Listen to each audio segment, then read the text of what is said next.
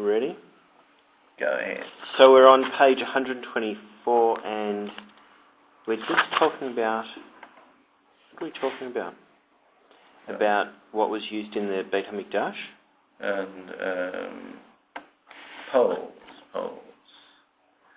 Where the poles were considered to be Muktzah. And when they had because of it was describing their use in the Beit HaMikdash, is that right? Yeah. You had the rods on which the showbread was shown. Is that the tubes? Yeah. They're called here the tubes. Tubes or rods. Oh, rods. That's why it says tubes. I didn't get that. And so they couldn't touch them. Mm-hmm. The idea that apparently was that they aerated the bread so it wouldn't go mouldy. And the idea was that for the rods not to be there just for Shabbat wasn't long enough for it to go mouldy, so you had no purpose, no need to touch the rods. To play around with them. Okay, so then then you have the sturdier rods that you use to flay the lamb once it's been slaughtered. So it says here they would hang it from the sturdier rods, they call them staves here. Yeah. No, here they're called poles. Okay, so they would hang it from the poles? Smooth poles in the temple, and every Passover Eve one places the pole on his shoulder and on the shoulder of another and suspends the paschal lamb on it and flays its hide. And Rabbi Elazar said, with regard to the 14th of Nisan, the day the paschal lamb sacrifice, that occurred on Shabbat. They would not use the poles as a reminder that it was Shabbat. Instead, one places his hand... primarily because it's Muktzah. Yep. One places his hand on the shoulder of another, and the other's hand on his shoulder, and suspends the lamb and flays its hide. So I'll start from there? Yeah. Okay. Amar Rabbi Elazar, Arba Asar Shechol Liyot B'Shabbat, the 4th of Nisan fell on Shabbat. Maniach, when they had to do the paschal lamb. Maniach Yado al Ketef Chavero, he would place his hand on his fellow's shoulder, V'yad Chavero al Ketefo, his fellow's hand would be on his shoulder, V'toleo Umachshit. And they would suspend it between their arms and flay it. Glostera, what about this knob? Ditznan, so we have a Mishnah. Neger sheyesh barosho glostera, a bolt that has a knob on its end. A bolt meaning a bolt of a door wedged into a hole in a threshold to hold the door in place. The bolt has a knob at its end and is fit to be used as a pestle to chop garlic. He doesn't say that. It sounds logical. So it could be categorized as a utensil. Okay, so the knob we have in a Mishnah, a bolt that has a knob on its end. Rabbi Yoshua Omer, Shomta min petach ze b'tola b'chavero b'Shabbat. One can drag it from this door and hang it on another one on Shabbat.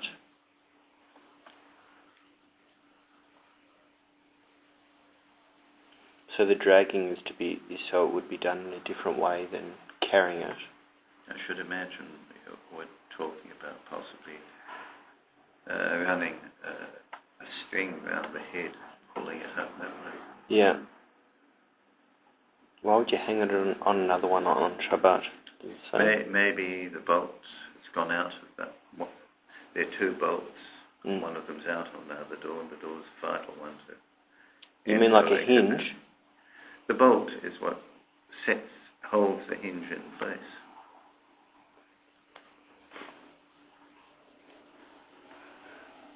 You've got that here in the or the socket, if you like. Yeah.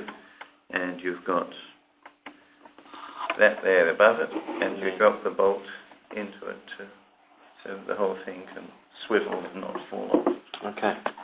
That's my guess, anyway. Okay.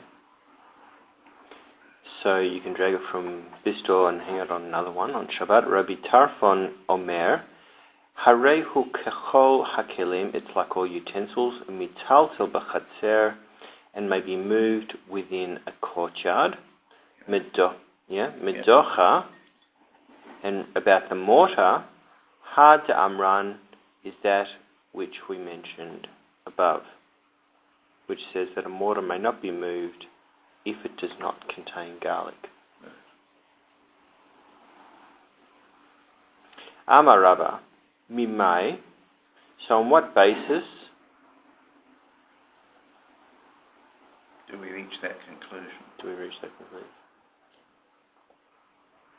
Dilma le'olame melach le'achar hatzarat kelim nishnu. Perhaps I can actually tell you they were taught after the permit to move all the utensils was issued. Oh, this is about where we were not allowed to move certain things. We weren't allowed to move any utensils on Shabbos. Yep, and then bit later by on bit. The sages sort of softened it. So the explanation is kanim tamamai, the tubes or the rods. What's the reason? Mishum yapushe, because of the concern for the decaying bread.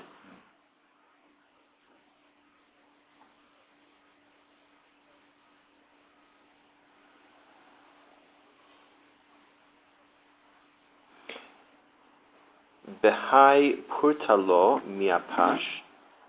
In this small period between Friday afternoon and Shabbos morning, it will not decay.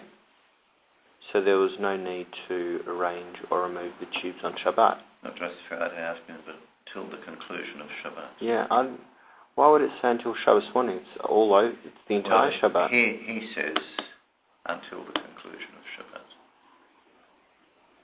Did they eat them on Shabbos? Not as far as I'm aware. It was showbread, it wasn't for eating. I just thought that maybe the reason they say morning is because they ate them at Shabbos lunch. Maybe. Brekkie after the morning sacrifice.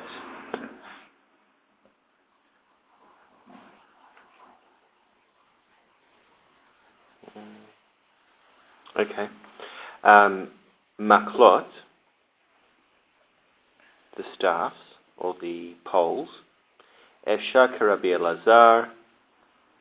It is possible to do as Rabbi Elazar recommends and suspend from people's arms, meaning there's no need to actually use the staves or to touch the staves, the poles.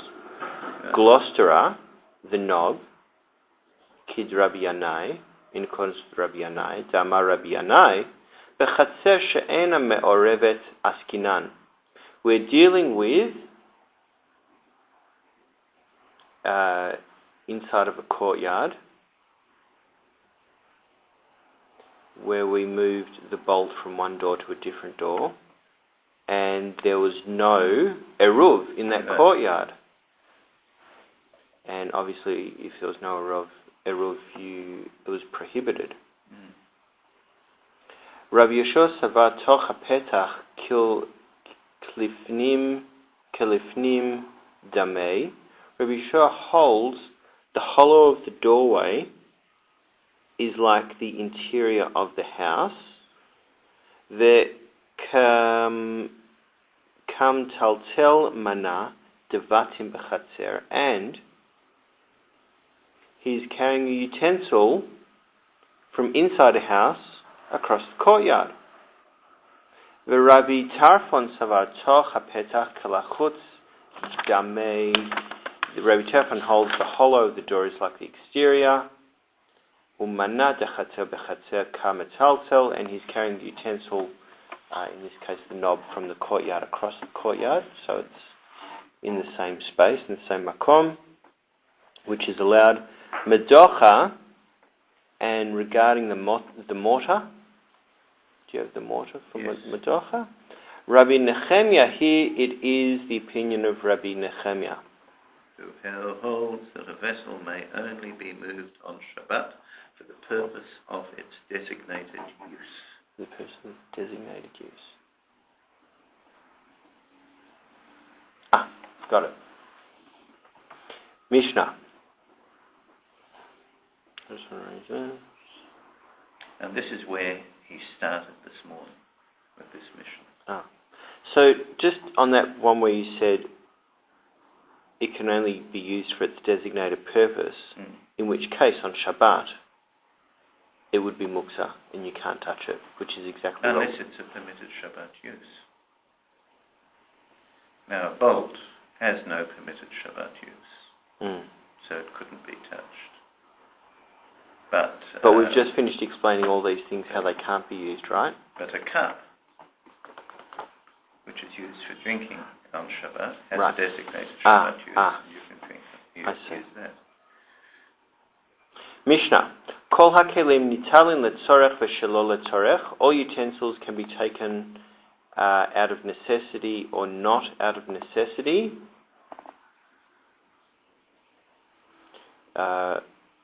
So all utensils, this is talking about any utensils for its designated purpose. Rabbi Nechemia Omer, ein nitalin elo letzorech. They may not be taken except out of necessity. Here translates it slightly different. Go ahead. All vessels may be moved for a specific purpose. He's added the word specific. Okay. And not purpose and not for a specific purpose. In other words, you can move things whether they have a Shabbat purpose or not. Rabbi Nechemia says vessels may only be moved for a specific purpose. That makes a lot of sense. Gemara. My letzorech or my shelo. When I say it makes a lot of sense, the way it's phrased it makes more sense. My letzorech or my shelo letzorech.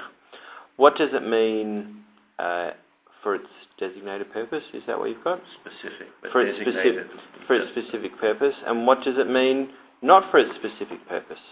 Amar Rabba letzorech, for its specific purpose.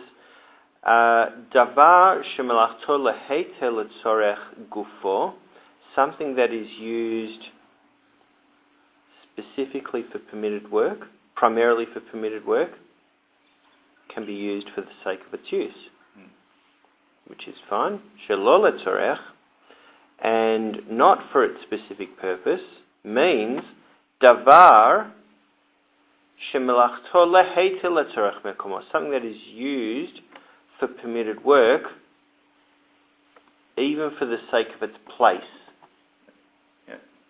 Yes. Meaning we can move it for its place where it's sitting. If you need to use the space, you can move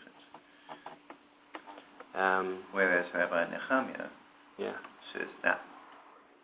If you need the space, you can't move it. Sounds like we hold by Rabbi Nechemia nowadays. Well, maybe not. Maybe not? Discover as we move on. Okay. We have these little halachas. Okay. Now, v'davar shemelachto le'isur, however, something that is used for prohibited work, letzorech gufo ein letzorech mekomo lo. For the sake of its use, it can be moved only for the sake of its use, and not for the sake of its place. V'ata Rabbi Nechemia l'meimar. So Rabbi Nechemia comes to say, v'afilu davar shemelachto leheter, even something that is used for permitted work, letzorech gufo ein letzorech mekomo lo. It can be moved only for its specific purpose, but not for the sake of its place. Amale Rabba, letzorech mekomo shelo letzorech karit le, Do you call the movement for the sake of its place? This is a double negative here. Do you call... How do you phrase this, Peter? He takes Rava said, for a specific purpose means moving an object whose primary function is for a permitted use, both for Hang on. So I think you went one sentence too far. Okay. Can you go back a sentence? Yeah. Rava said... Is that what the way it starts? The purpose of use. No, Rava said to him, do you call for the purpose of utilizing its place, not for a specific that's purpose? what I want. This one. Okay. Rava said to him?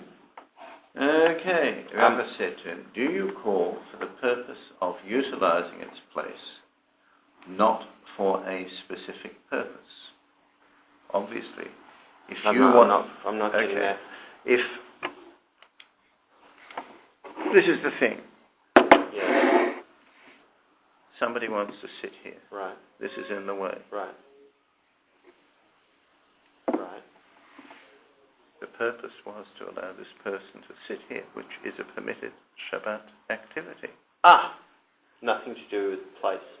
Exactly. So you can move from the place. I think that's what's being got at. Do you call for the sake of its place, not out of necessity, meaning it was necessary because someone needs to sit there? Brilliant. That's an interesting way of looking at it. I never thought about that, you know. It's like, what was those other laws that we had where, like it's unintended consequence is to move it. Yeah. Or was the unintended consequence for the person to sit there? Okay. Elama Rava. Rather, Rava said, L'tzorech. So, the utensil can be moved out of necessity means Davar shemalachto leheter ben l'tzorech gufo ben l'tzorech mekmo. Something that is used primarily for permitted work can be moved, either for the sake of its use or for the sake of its place. Yep. Shalol l'tzorech, and not for its specific purpose, and not for its specific purpose means that it can be moved va'afilu mechama letzel, even from the sun to the shade for its protection. Yes? Yeah.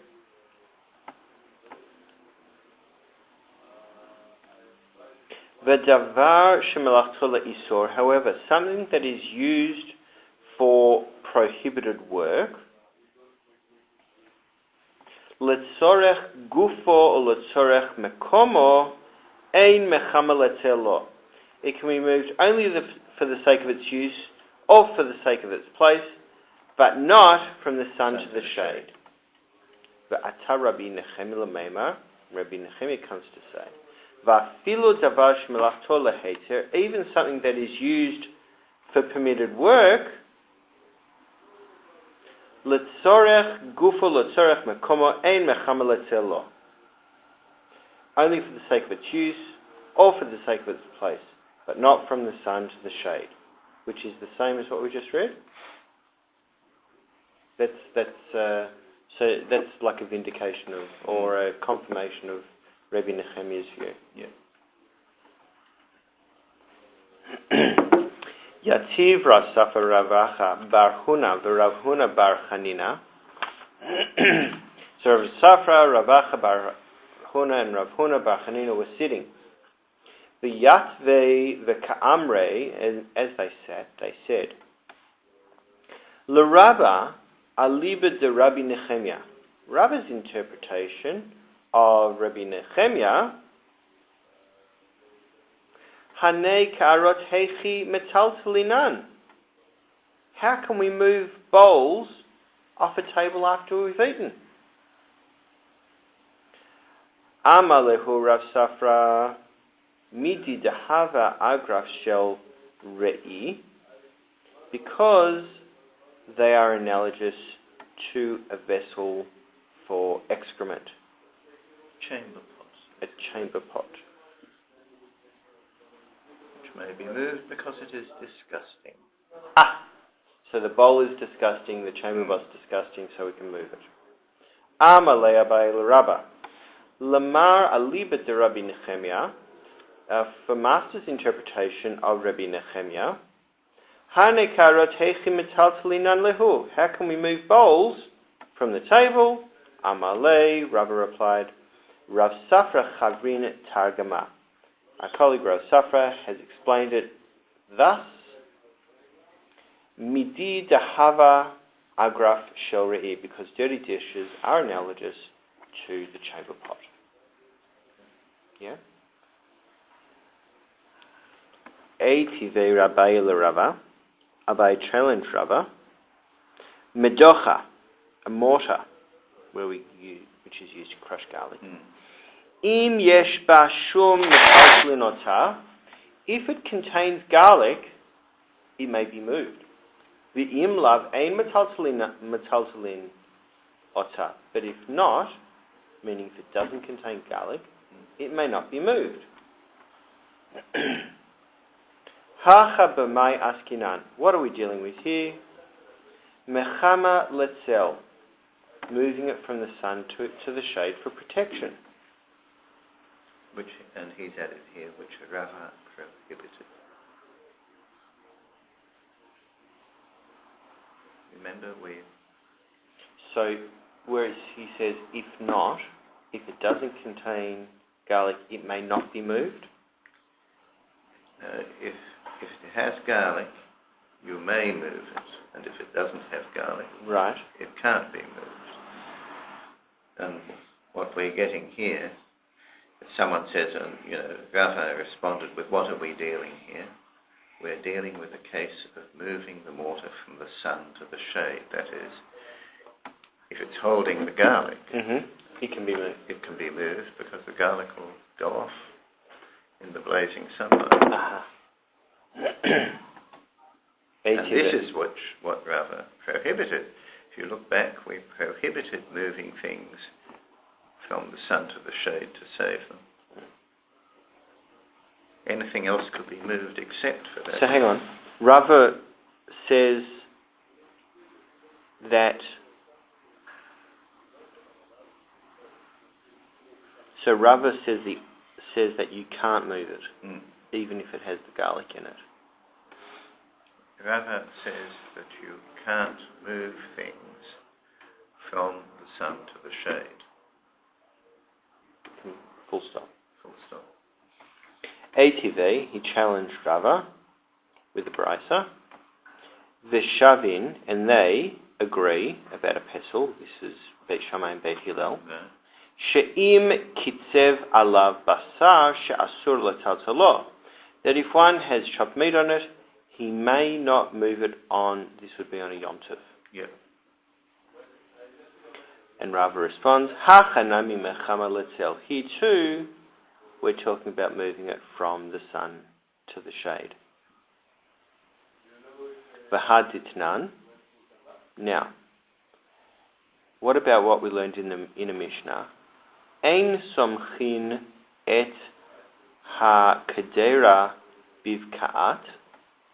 We may not support a pot with a piece of wood on Yom Tov. We may not support a pot with a piece of wood on Yom Tov. V'chen bedelet, and so too a door. So what does that mean? We may also not support a door with a piece of wood.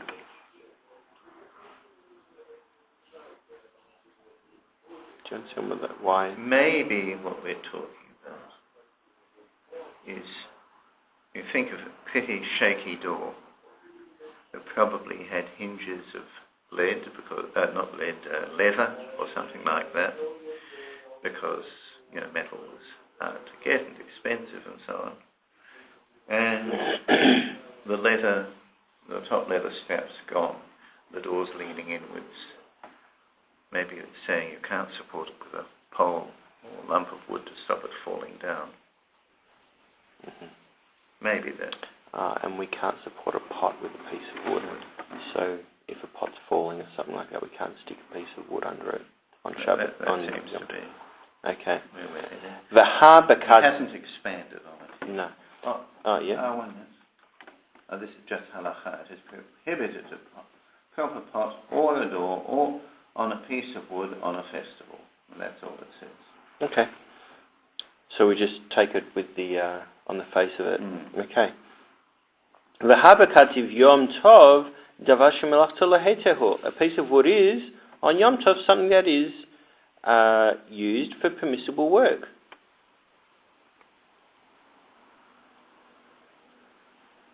Alma davar shemelachto lahete ben letzorach gufo ben letzorach mekom asur.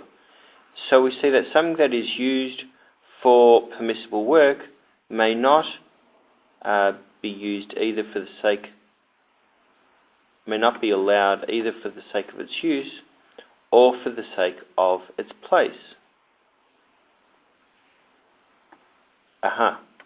So the wood, which is permissible, it can't be used for something else.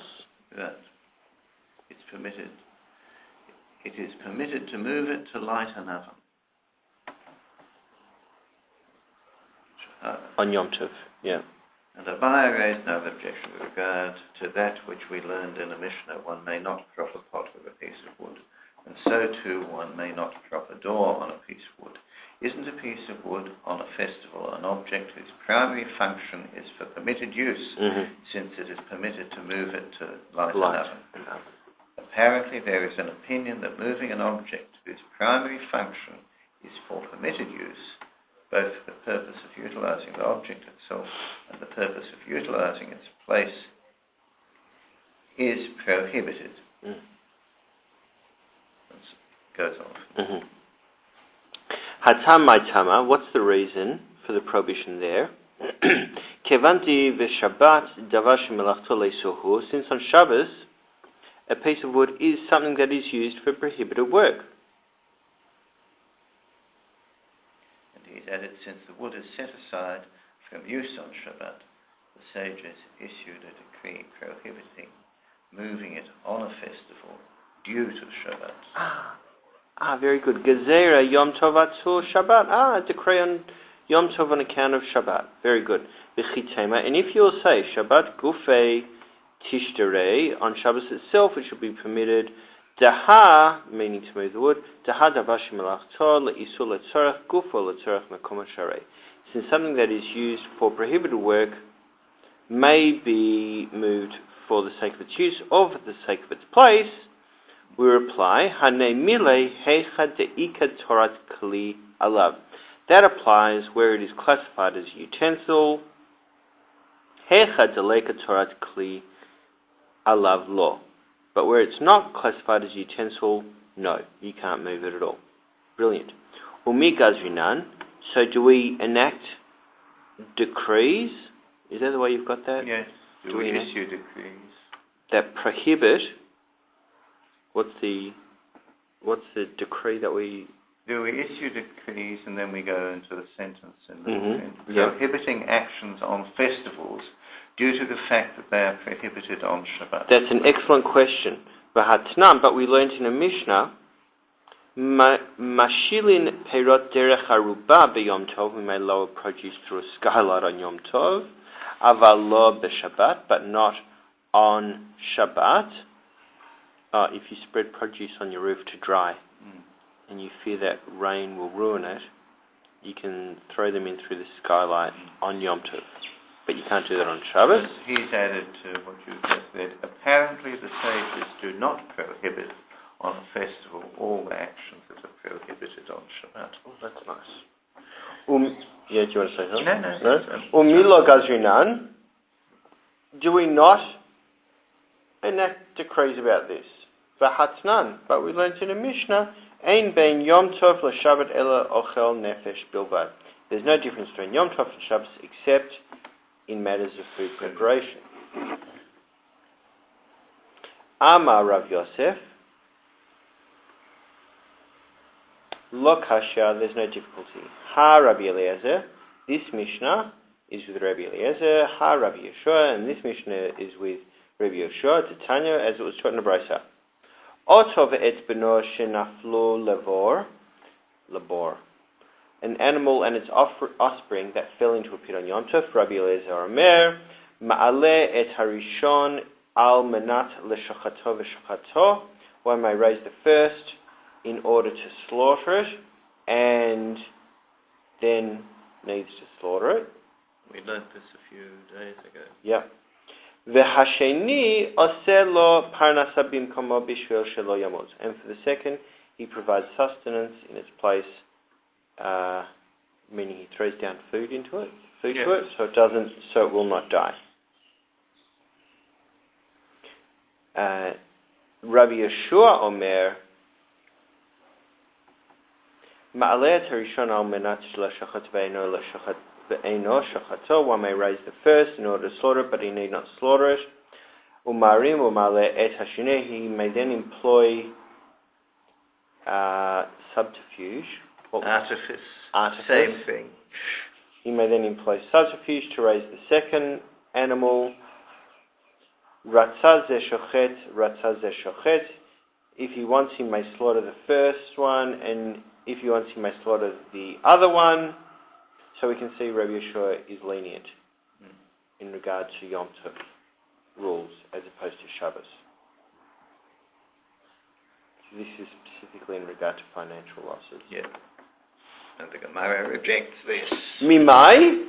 On what basis is this comparison made? Dilma ad kan lo kama Rabbi Eliezer hatam. Perhaps so far Rabbi Eliezer stated the stringency there, ela de eshel panasa, only because it's possible to provide sustenance for the second animal to avoid the loss. Aval hecha de lo eshel panasa lo. But where it's not possible to provide it with sustenance, he would not forbid doing it another way. He would permit raising the animal as what Steinsaltz has added. Yeah. Inami, similarly, so in other words, you would permit throwing in the produce on Yom Tov through the skylight.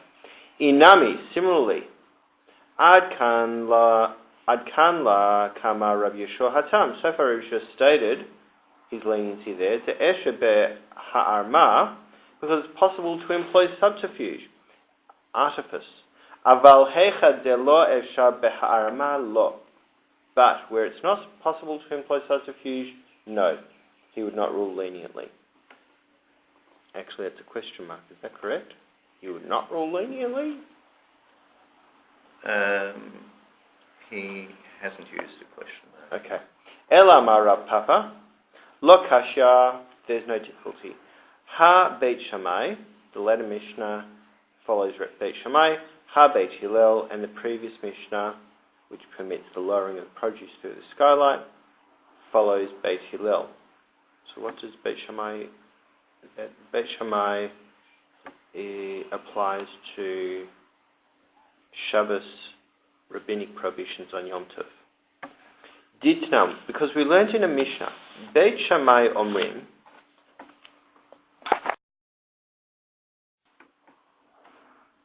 Ein motzin et hakatan ve'et halulav ve'et sefer Torah.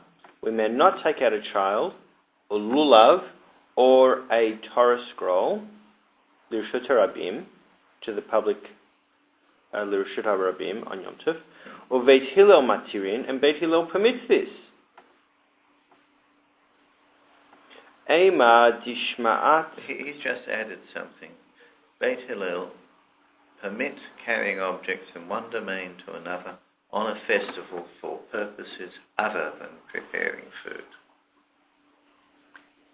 Because these three things that have been named have got nothing to do with food preparation.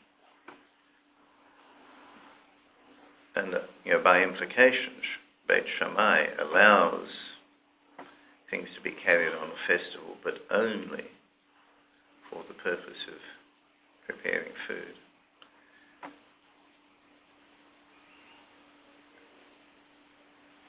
Anyway, there's a little halacha here. It is permitted to carry objects into the public domain for a specific purpose, even if they are not needed for the purpose of food preparation, according to Rema. Even if they're not, right. In accordance with the opinion of Beit Hillel. So there we are. Beit Hillel wins again. Ema dishma'at lehu leBeit Shammai. When can you say you heard Beit Shammai? When can you say you heard Beit Shammai compare Yom Tov to Shabbos? He translates that a bit differently. Go ahead. The Gemara rejects this.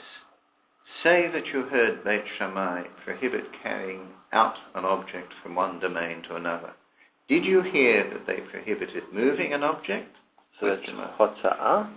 The Gemara rejects that distinction. And isn't the prohibition of moving itself a decree issued due to the prohibition of carrying out?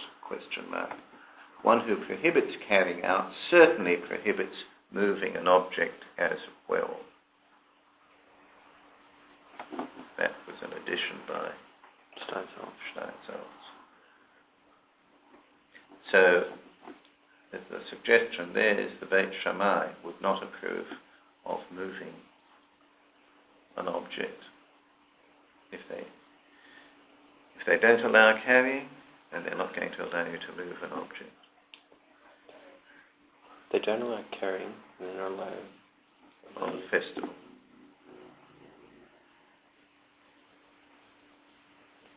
So, did you do that last part where it goes v'tiltul gufei lav mishum hotzahi? Was moving itself a decree issued due to the prohibition of carrying out? So it says here, therefore, so it was, obviously, therefore, since Beit Shammai compare Yom Tov to Shabbos in regard to transferring, they must also compare it in regard to moving. Which is more or less what Steinsaltz has said. I've seen it. If one's wrong, then the other. Yeah. If you don't allow one, you won't be allowing the other, even if you haven't specifically said so. Okay. Ba'af Rav Savar la Lahad Rava, and Rav also concurs with that, with the opinion of Rava. Dama Rav. Mar shelo yiganev, if you move a hoe, so that it not be stolen, zehu tiltu shelo letzorach basur, this is moving something not out of necessity, and it is forbidden. Tama shelo yiganev, implying that the reason is, so when you say it's not out of necessity, you say that he doesn't translate it not out of necessity. He translates not for its intended not purpose, for a specific not purpose. for a specific purpose. So the reason is that so it won't be stolen. That's why it's not for a specific purpose. Aval letzorech gufo letzorech makoma mutar, but for the sake of its specific purpose, or for the sake of its place, it is permitted to move it. Yeah? Yep. Aini, is this so? Bahar Rav Kahana ikla levei Rav, but Rav Kahana visited the house of Rav. This was on a Shabbos. Va'amar, and Rav said,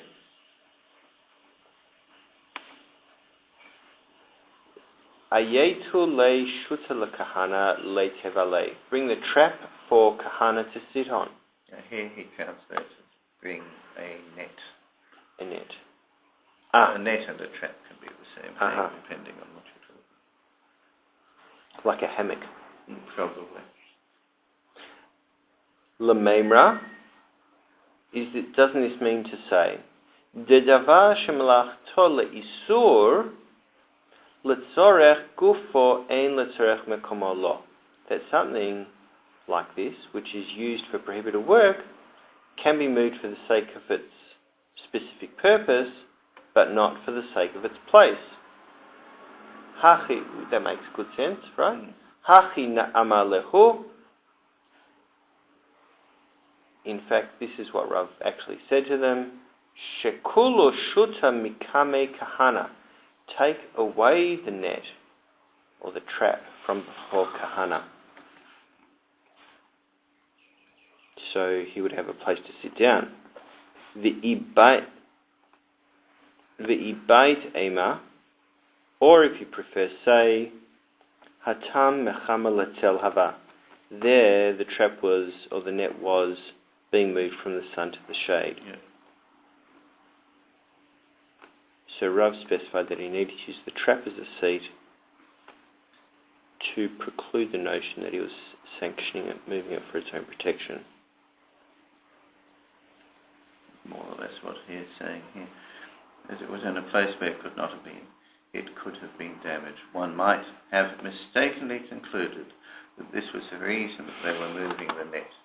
Rav specified that the net was being moved for the purpose of utilizing the object itself, not to indicate that moving is for the purpose. Not to indicate that moving it for the purpose of utilizing its place is prohibited, but to indicate that moving from the sun to the shade is prohibited.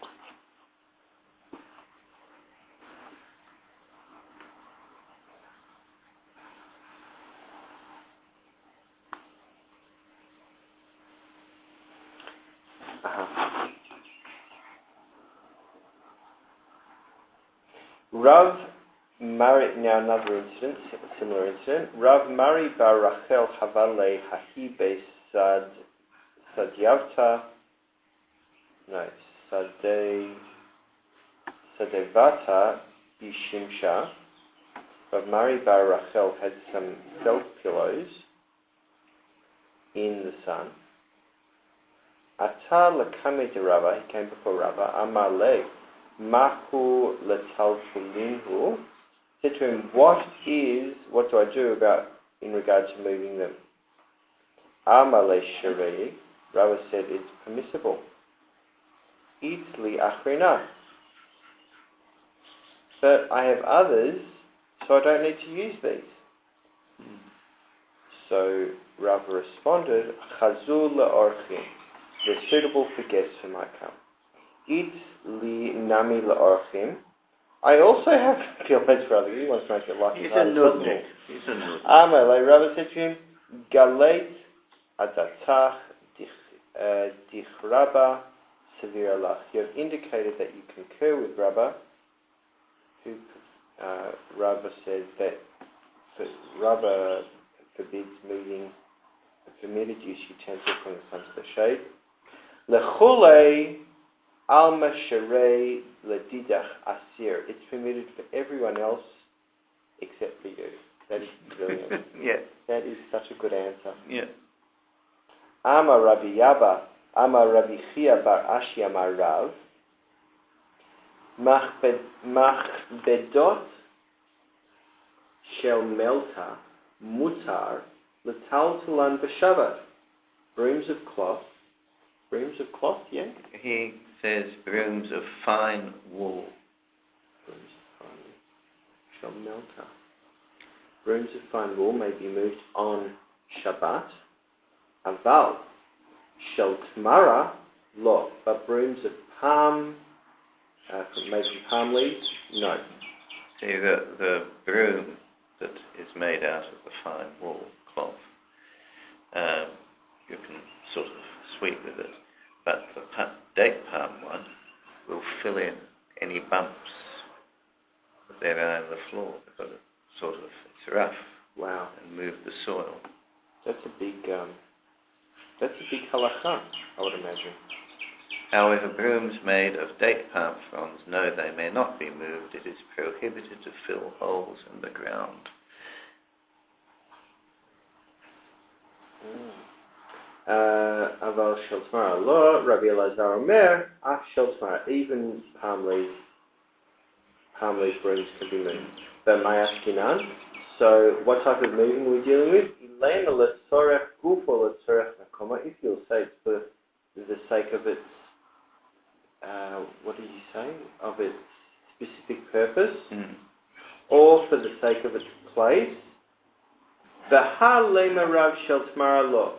Would Rav say in regard to this case, where of the palm leaves it can't be moved, v'ha Rav karava sevira le, but Rav concurs with Rava, and they permit moving a forbidden use utensil for the sake of its use or place. Ela mechama letzel, rather, we're talking about moving the broom from the sun to the shade. V'ha lema Rabbi Elazar af shel tmara. Would Rabbi Elazar say in regard to this, that even the palm leaf broom can be moved? Le'olam. Actually, mechama letzel, it is moving it from the sun to the shade. Ema v'chen amar Rabbi Elazar, and say Rabbi Elazar said likewise, brooms of cloth can be moved from the sun to the shade, and brooms of palm leaves cannot be. Yeah, we have another Mishnah. Mishnah.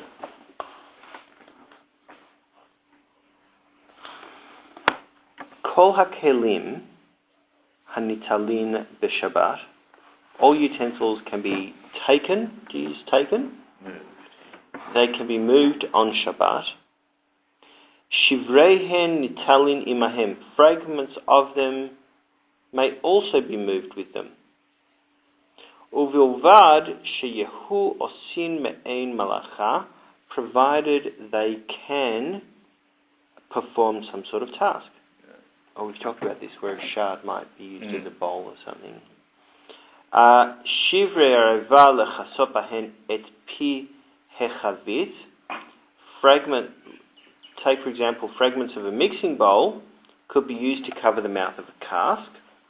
Shivrei zechuchit lechasot bahen et pi hapach. Fragments of glass can be used to cover the mouth of a flask. Rabbi Yehuda Omer, bilvad sheyehu osim me'ein melachtan. The fragments, provided they can perform something similar to their original task. Yep. Shivrei areva latzuk letocha mikpah. Fragments of a mixing bowl are fine to pour porridge into them. V'shel zechuchit, or if you can pour porridge into them, so they can be moved. V'shel zechuchit latzuk letochan shemen. And fragments of glass, if you could still pour oil into them. That's pretty straightforward. Amar Rav Yehuda Amar Shmuel. Machaloket shenishber me'erev Shabbat. A dispute is where the utensils break before Shabbos. Demar savar. One master holds, that would be Rabbi Yehuda. Me'ein melachtanen me'ein melacha acheret lo. Only if they can be used for something to do with their former task, but not if you're intending to use them for something completely different. Or Masava, whereas the other master, the Tanakama, holds Afilu me'ei malacha acheret, even if you want to use them for a different task. Aval nishbur b'Shabbat, but if they broke on Shabbos itself, divrei hakol mutarin, all agree they're permitted for use. Ho'il mochanin al gabe avihen mutar, since they were prepared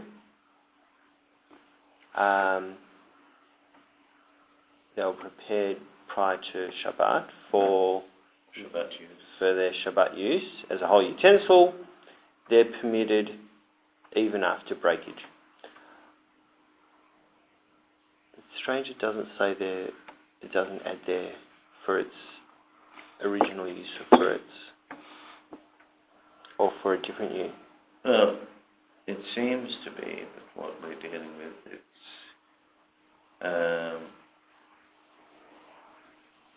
I mean, if you follow on what was said before, then it is,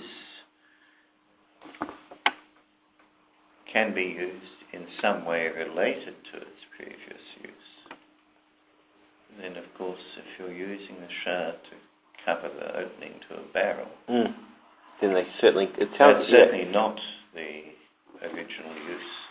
I mean, a bowl that would normally be used to close off the top of the barrel, although you might. You've got it open and you want to seal it so the is there any note about that at all? As the note on shards of a glass vessel. The sages of the Jerusalem Talmud asked, why doesn't the Gemara state that a shard of glass can be utilized to cut something, just as it is stated in the Mishnah, which deals with the laws of carrying from domain to domain? They offer two answers. The first is that the Gemara is discussing a shard of glass that is not sharp enough to cut something. The second is that there is a distinction in size between an object large enough to be considered significant with regard to the prohibited labor of carrying out on the one hand, and a smaller size which is sufficient to remove an object from the category of muktzah. It doesn't help, I don't think, with what we're dealing with at this moment. Just take it on its surface. Yep. Motiv Rav Zutrai. So Rav Zutrai challenged. Masikin bekelim ve'en masikin b'shivre kelim. We can fuel the fire with utensils, with undamaged wooden utensils. But we may not with vessels. But we may not fuel it with fragments of broken utensils. The nishbur emat. When did the utensils break? Ilema de nishberu me'erev Yom Tov.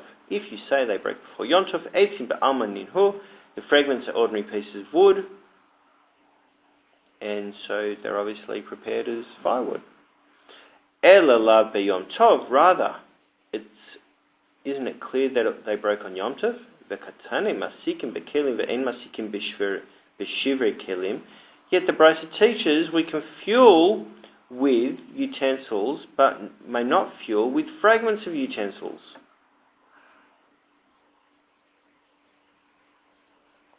Ela itma hachi itma. Rather, if anything was said, this is how. Amar Rav Yehuda Amar Shmuel. Machloket shenishbar b'Shabbat. The dispute is where the utensils broke on Shabbat. Demar savar muchan hu. One master, the Tanna Kama, holds it is prepared. He's added before Shabbat as part of the original vessel. Umar savar nolad hu. Whereas the other master of Yehuda holds it is considered nolad, meaning newly formed. Came into being on Shabbat. Therefore a category of muktzah. Aval me'erev Shabbat, but if it broke before Shabbat, divrei hakol mutarin, all agree the fragments are permitted, and they can perform any task. Ho'il v'hochnu limlacha mibod yom, since they were prepared for the task while it was yet day. So they were prepared for the task while it was yet day. Good. Tanei chada, it was taught in a brisa. Masikim bekelim ve'ein masikim b'shivrei kelim. We can fuel the fire with utensils, but not fuel it with fragments of utensils. V'tanya idach, it was taught in another brisa, that would be on a Yom Tov. It was taught in another brisa. Keshem shemasikim bekelim kach masikim b'shivrei kelim. Just as we may fuel with utensils, so too we may with fragments of utensils.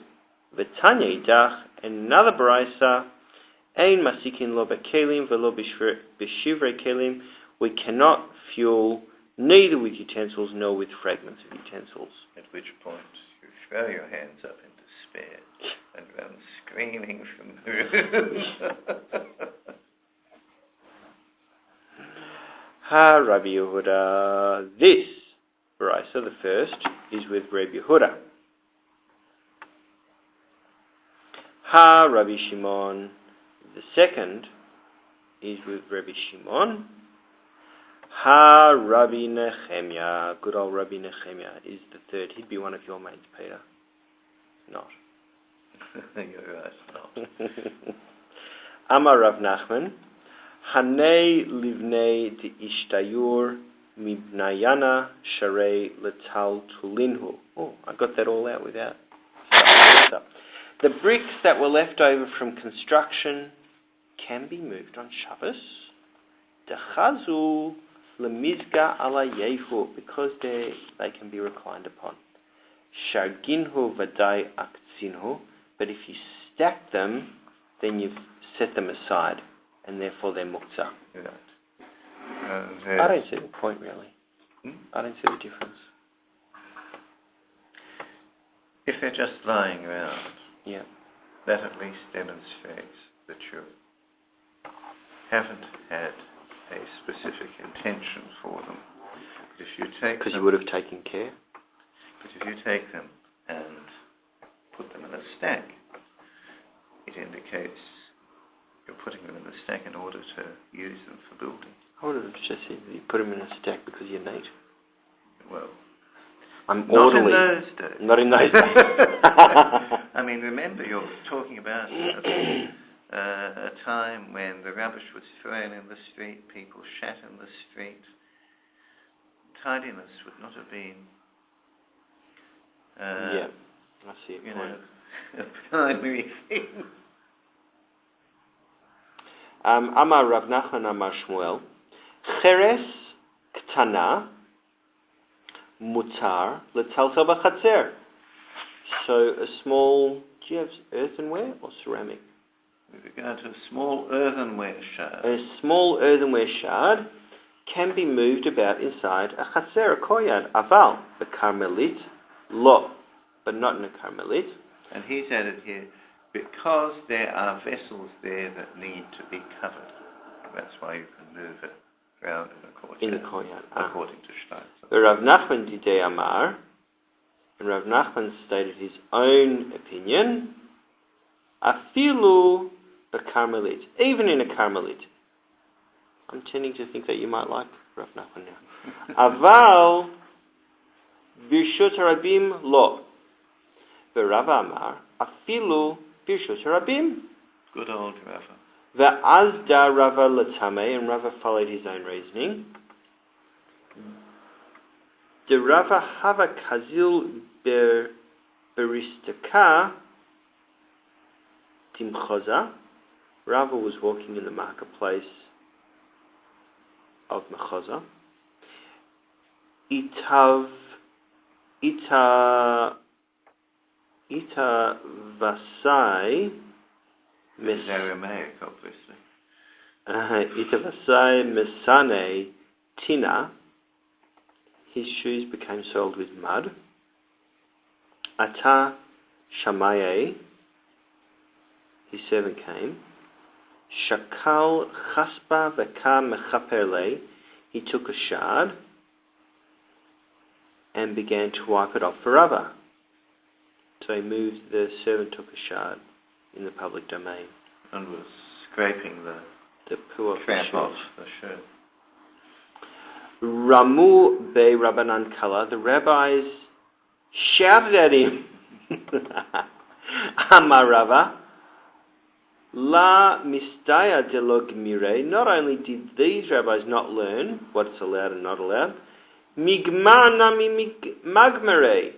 They even teach others errors. He's phrased it quite nicely here. Rava said, is it not enough for them that they did not learn, but that they are also teaching others? Brilliant. Ilu bechatzer havai.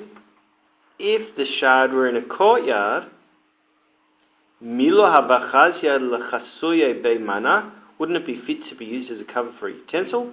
Hacha nami chazia ledidi. Here too, it is fit for me in a public area to scrape mud off my shoes. The note here is, although it is rarely needed for this purpose in the public domain and would not qualify as a utensil on its basis, it may be used since it is deemed a utensil inside a courtyard.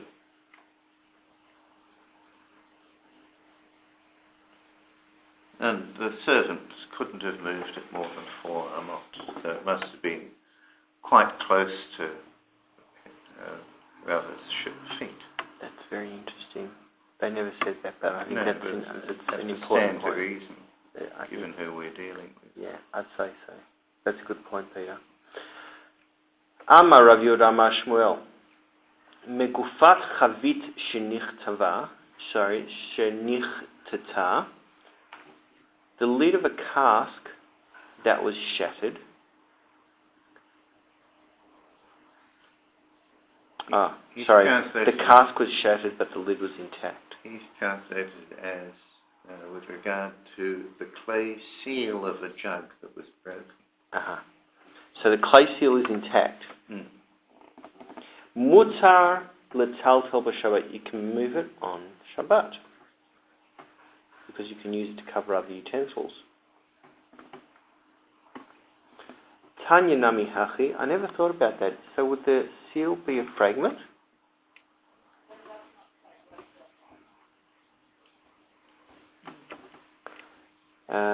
Bach amends it. So the Bach amends this and says the text should read the lid and the fragments of the cask may be moved on Shabbat. The reference is to fragments that are fit to be used to cover vessels. Okay. The lid of the so it should say the lid of the cask that was shattered and the pieces and the fragments that were shattered can be moved on Shabbat. Tanya nami hachi, he was taught in a braysa. Megufa shenichtata, the lid of the cask was shattered. He ushvarei ha-mutzar letaltel b'Shabbat. I think I just repeated that. It, the lid and the shards of the cask can be moved on Shabbos. V'lo yispot mimena shever, but one should not repair one of its shards. Lechasot ba et hakli, to cover a vessel with it. V'lismoch ba karei hamita, or to support the leg of a bed with it. Ve'im zaraka ba'ashpa asor, and if one threw the lid in a trash heap, it can't be used on Shabbat.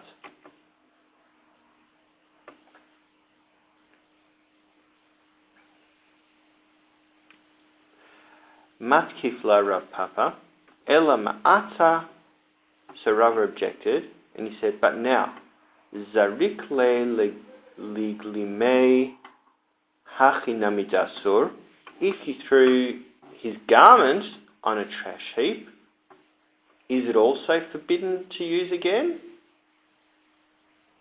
Ela Amar Rav Papa, Im Zaraka mibod yom, La ashpa asura. If you threw the cover in a trash heap while it was before Shabbos, while it was yet day on Shabbos Eve, it is prohibited for use on Shabbat.